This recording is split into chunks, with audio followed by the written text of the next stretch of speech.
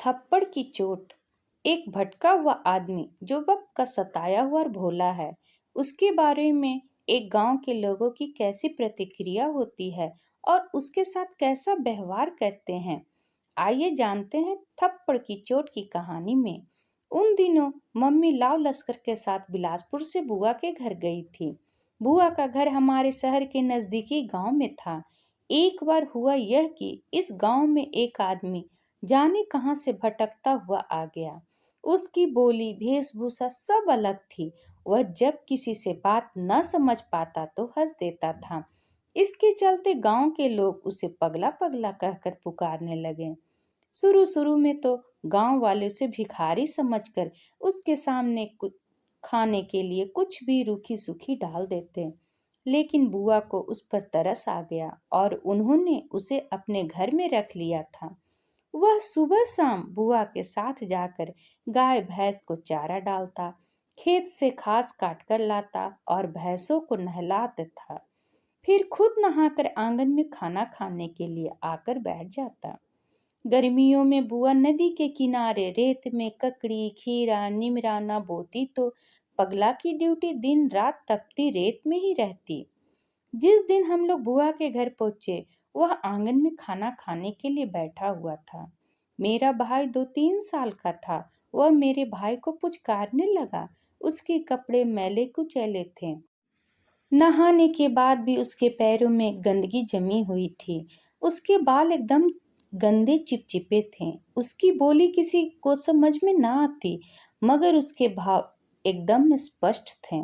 हालांकि धीरे धीरे हिंदी के एक आध शब्द उसने सीख लिए थे, मगर कुछ कहने के लिए वह पर्याप्त न थे। बुआ जानती थी कि पगला पागल नहीं है, वह तो बस वक्त का सताया हुआ और भोला है। बुआ ने 2 जोड़ी कपड़े भी पगला को सिलवा कर दे दिए थे, मगर यहाँ गांव के लोग कुछ और ही सोचते थे। बहुत सारे लोग तो बुआ से इसलिए जल भुन जाते थे कि अब उन्हें मुफ्त का नौकर मिल गया था। हालांकि बुआ उसे बचा खुचा और जूठा ही देती थी, लेकिन बेचारे पगला को कैसे भी रखो, उसने कभी कोई शिकायत करना नहीं जाना था। पगला को आए 2-2.5 साल बीत चुके थे। अब तो बुआ का कोई भी काम पगला के बिना चलता ही ना था। सुबह शाम उठते बैठते बुआ चिल्लाते रहती, पगला ये कर दो वो कर दो। पगला को सारे जानवरों की जिम्मेदारी सौंपकर बुआ दिन भर खाली रहने लगी थी। अब बुआ के पास फुर्सत ही फुर्सत थी, सो घर के बाहर एक छोटी सी दुकान भी रख ली। पान तंबाकू बीड़ी सिगरेट से लेकर सिंगार पट्टी के सामान की।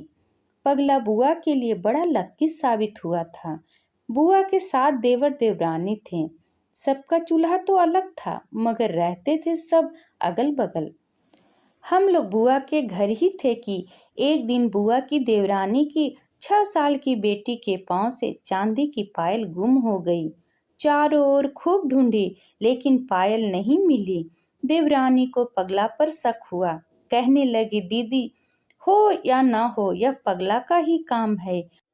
हालांकि बुआ को यकीन न था, परंतु देवरानी का शक दूर करने के लिए मजबूरन बुआ ने पगला को बुलाकर पूछताछ की।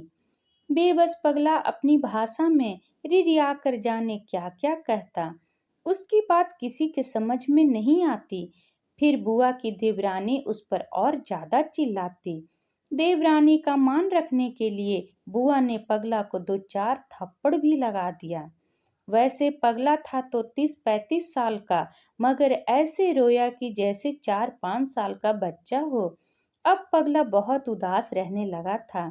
जब कई दिन बीत गए, इसी तरह मुंह लटकाने के कारण बुआ ने उसे 2-4 बार डांटा भी, मगर थप्पड़ उसके दिल पर चोट कर गया था।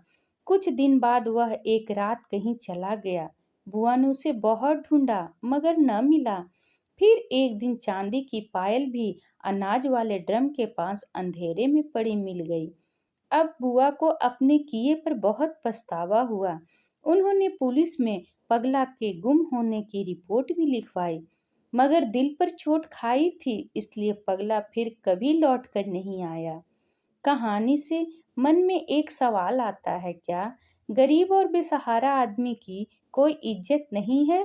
पगला भले ही मजबूर था, लेकिन वह अपनी मेहनत की रोटी खा रहा था। आशा करती हूँ ये वीडियो आपको पसंद आया होगा। इस वीडियो पर आपकी क्या राय है, कमेंट करके ज़रूर बताइएगा।